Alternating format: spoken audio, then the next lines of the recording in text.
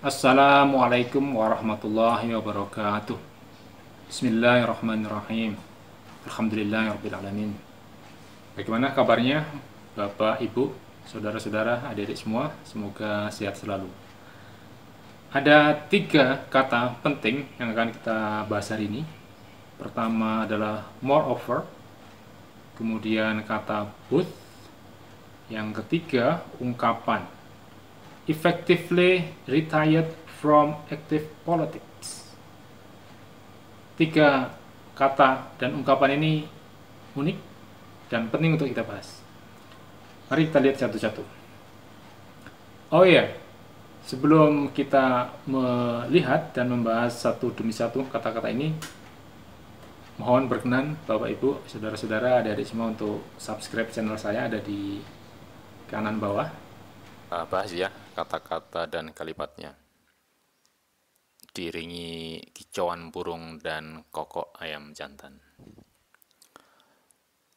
Moreover, by 2010, both Nurholis Majid and Abdurrahman Wahid had passed away, while Amin Rais had effectively retired from active politics by stepping down as People Assembly Speaker and leader of PAN. Pada tahun 2010, Nurholis Majid dan Abdurrahman Wahid telah meninggal dunia, sedangkan Amin Rais telah pensiun dari aktivitas politik di pemerintahan, tidak lagi menjadi Ketua Umum MPR dan juga tidak lagi menjadi Ketua PAN.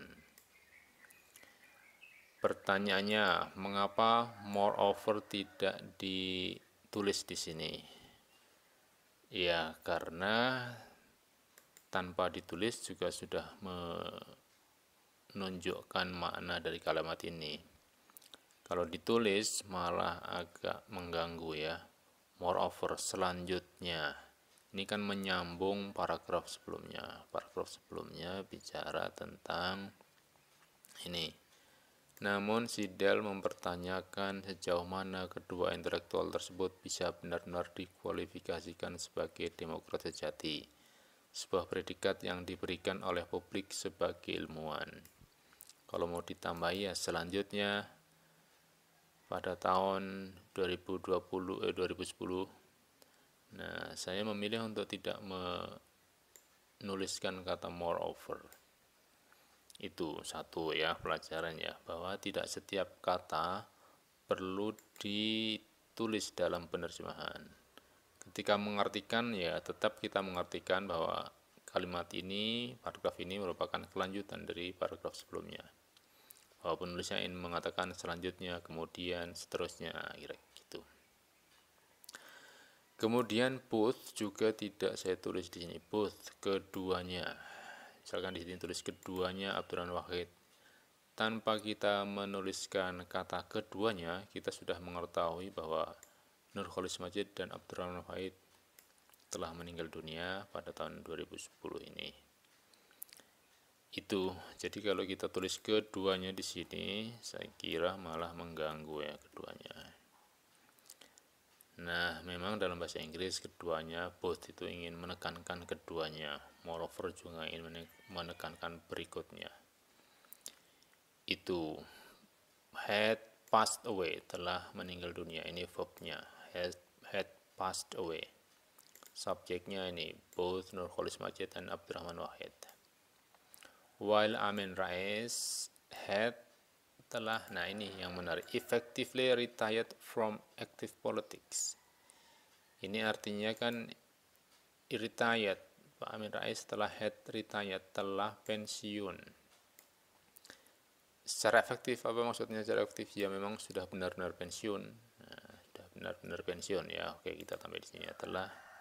Atau saya kira sudah pensiun itu aja, sudah pensiun dari politik aktif. Apa artinya politik aktif? Aktif, politik aktif. Ya, aktivitas politik di pemerintahan. Apa buktinya? Nah, beliau sudah stepping down, sudah turun, sudah tidak lagi menjabat sebagai People's Assembly Speaker. Speaker itu ya memang pembicara ya, pembicara, tapi artinya di sini ya ketua umum MPR. Nah, itu cara menerjemahnya begitu. Kalau kita terjemahkan dengan speaker, pembicara atau juru bicara MPR ya lucu. Nah, jadi memang kita harus menangkap maknanya, kita harus menangkap makna di balik kata-kata.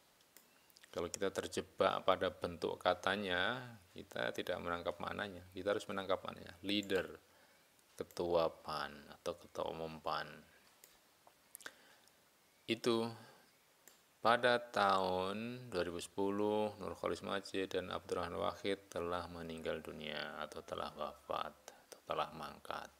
While sedangkan Amin Rais telah pensiun dari aktivitas politik di pemerintahan dengan tidak lagi, ya kalau mau harfiahnya ya dengan tidak lagi, dengan ini baik itu dengan, ya arti yang mudah ya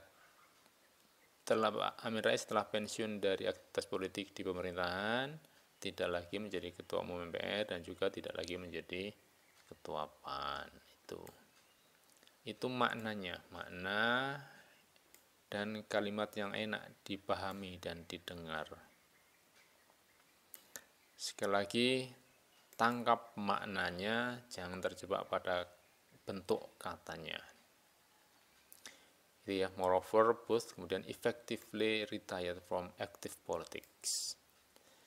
In the intervening itu kalau kita belajar metodologi penelitian kuantitatif ada namanya variabel intervening kan ya.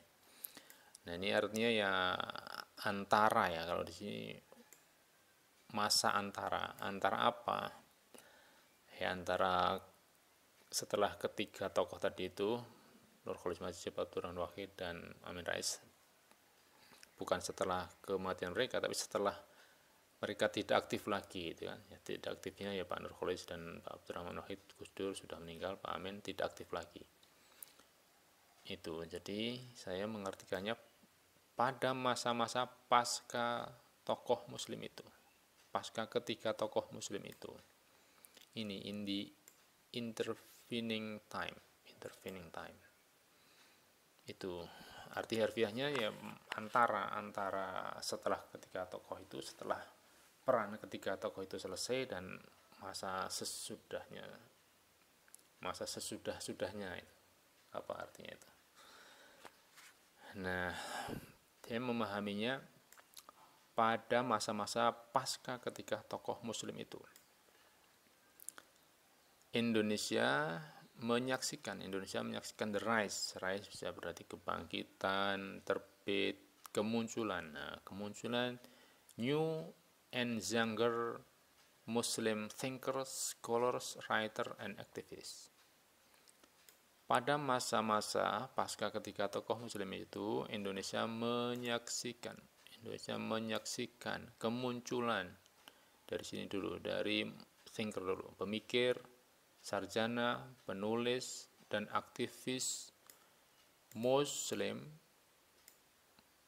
baru dan muda. Nah, itu artinya.